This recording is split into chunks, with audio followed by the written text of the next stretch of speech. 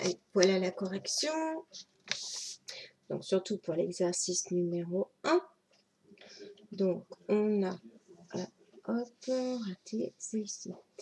Donc, on voit dans les 4 horloges que l'aiguille des minutes, la grande bleue, se trouve sur le 12, c'est-à-dire le point de départ, le 00 pour le calcul des minutes. C'est pour ça que sur les réveils, à chaque fois, dans la partie minutes, on est à 00. Il ne reste donc plus qu'à lire l'aiguille rouge, le nombre qu'elle nous montre, d'accord?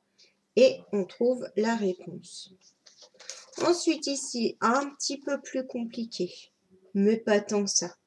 Il est 5 heures. Il manquait la petite aiguille rouge et elle montre le 5. Il manquait aussi pour la deuxième horloge la petite aiguille rouge. Là, elle montre le 9.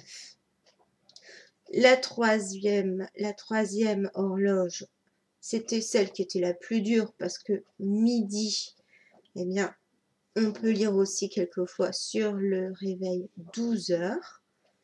C'est la même position pour cette horloge-là.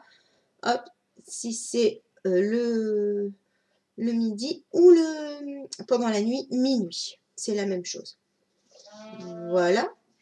Et ensuite, ici, on a la grande aiguille qu'il fallait mettre donc sur le 12, comme là.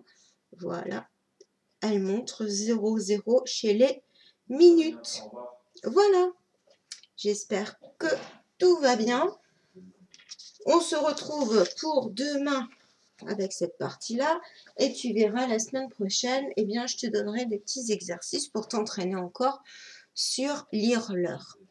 D'accord? Après, tu peux demander aussi, tu peux regarder dans la vie de tous les jours à la maison. Il doit bien y avoir une horloge quelque part. Voilà, moi j'en ai une là-haut, dans mon bureau, il y en a une dans ma cuisine, dans ma salle de bain. Voilà, je suis sûre qu'il y en a au moins une à la maison. Et tu peux demander à papa, maman, ou alors papa, maman peuvent te demander, tiens, il est quelle heure? Sachant que pour le moment, on s'occupe des heures tout pile, avec la grande aiguille des minutes qui montre le 12. D'accord? Pour les heures, c'est-à-dire 00 pour les minutes.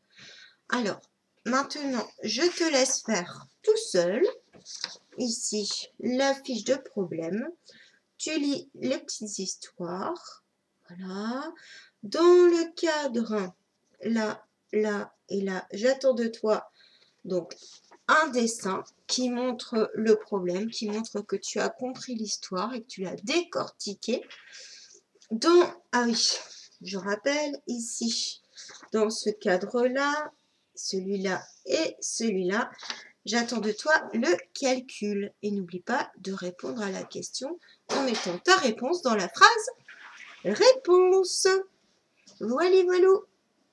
Et on se retrouve pour la correction. À toi de jouer tout seul.